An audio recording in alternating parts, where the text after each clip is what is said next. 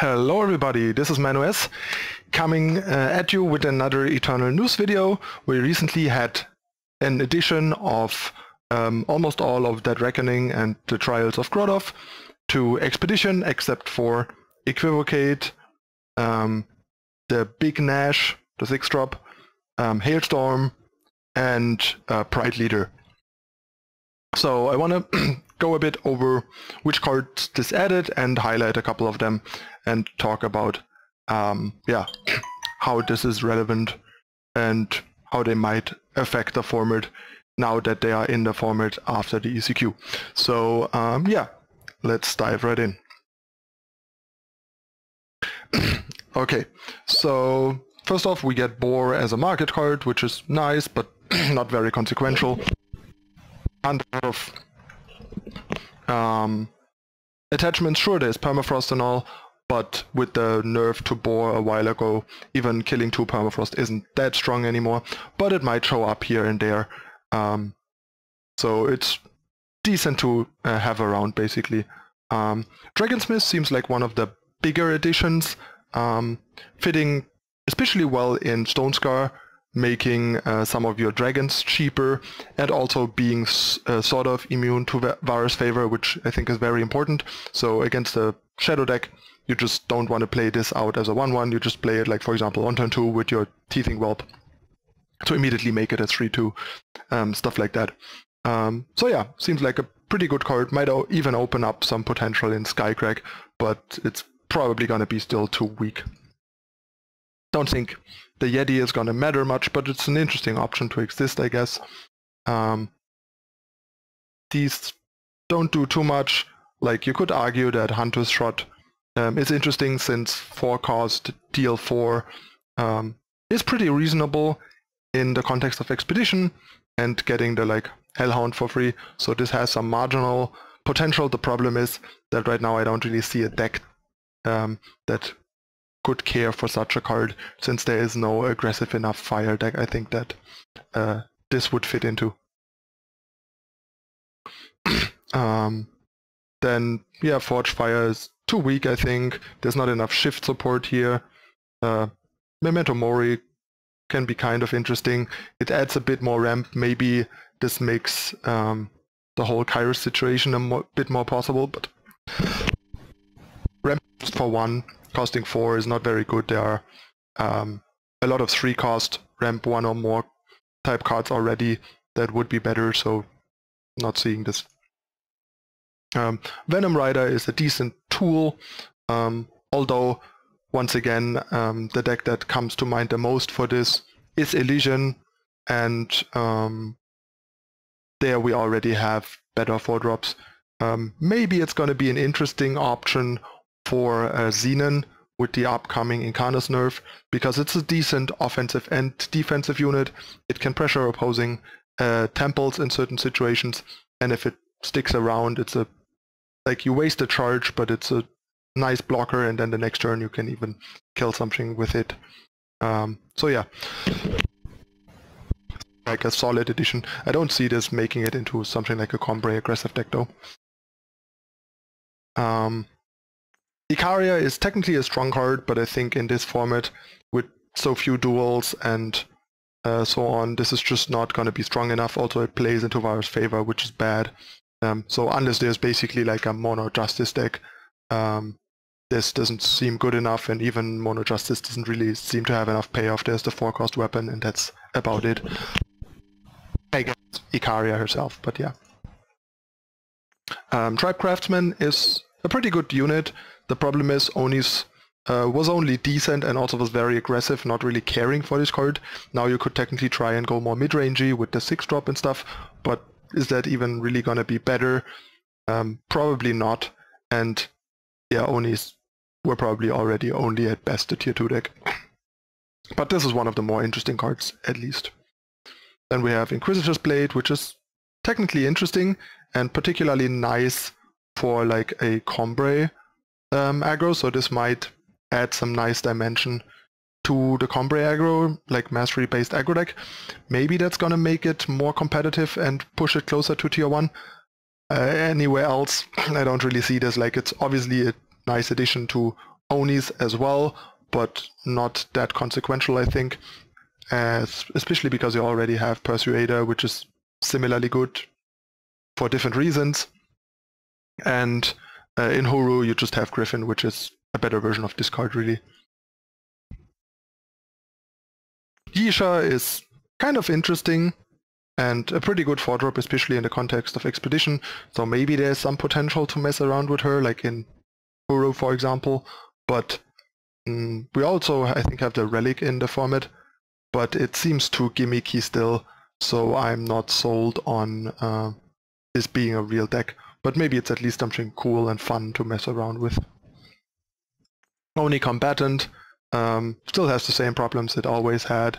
You have to basically already be doing well to have 2 units with weapons that you can put this on. So there has too much to go right. It got a bit better with Arco being one of the units having weapons, but yeah, my hopes for this are fairly low.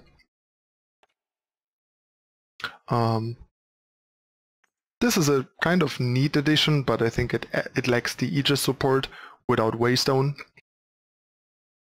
Then again, maybe it's fine because we get the 1-drop from the Flame of Zoltar, and then you have a Favor and the Mistveil Drake, so we have basically the 1-drop instead of Cobalt Waystone.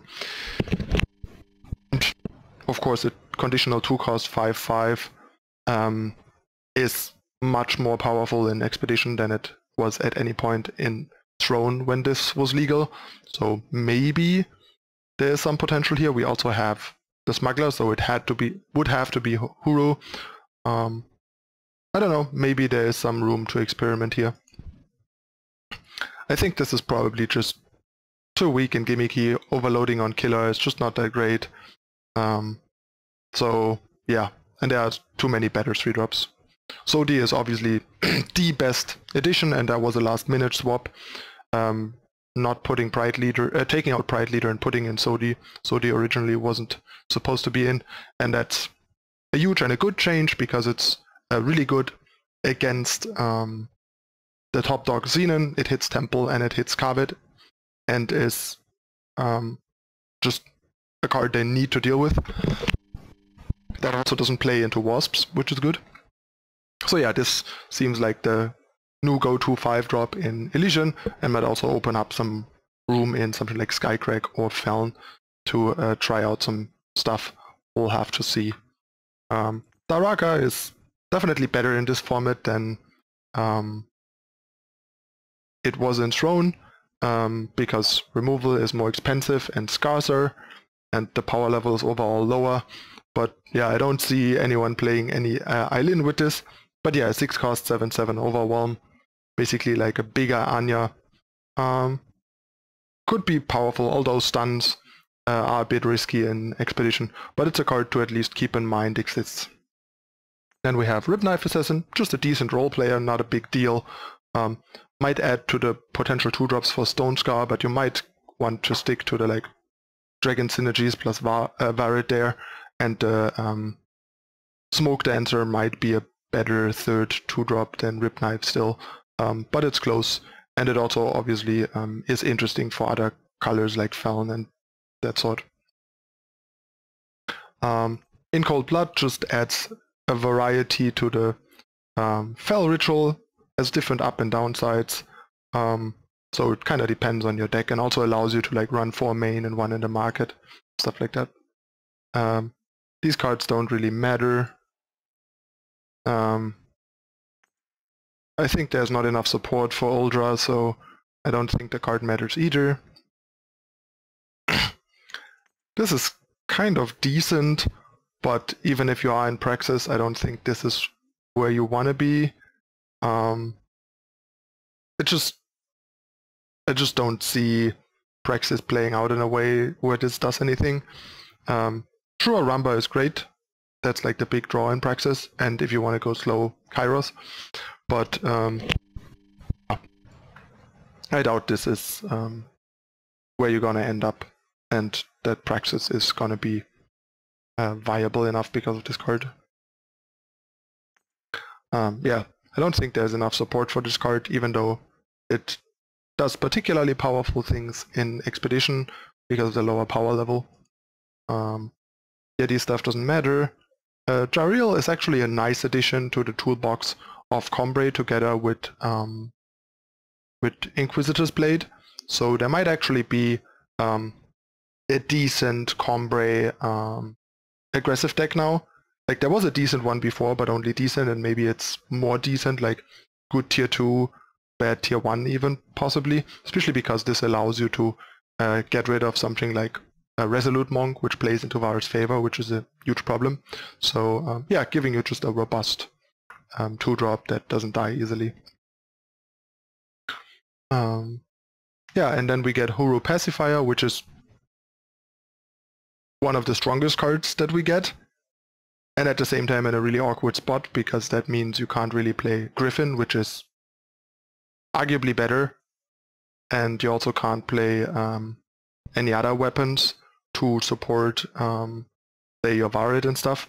So leaving this card in a really awkward spot, where you have to basically give up on other really powerful things to be able to play this. You can't play Shield anymore.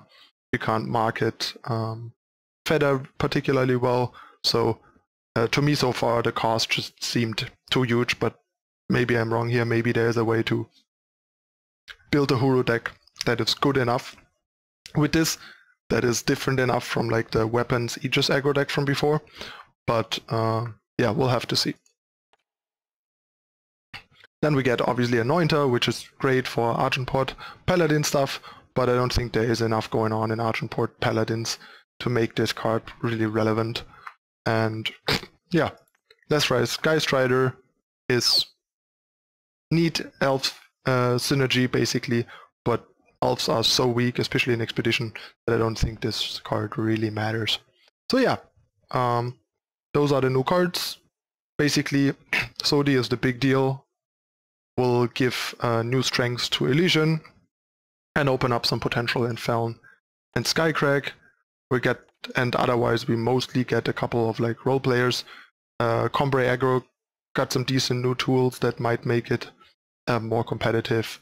Shadow got a couple of role players, and yeah, that's really it. Like, we'll see how things shake out.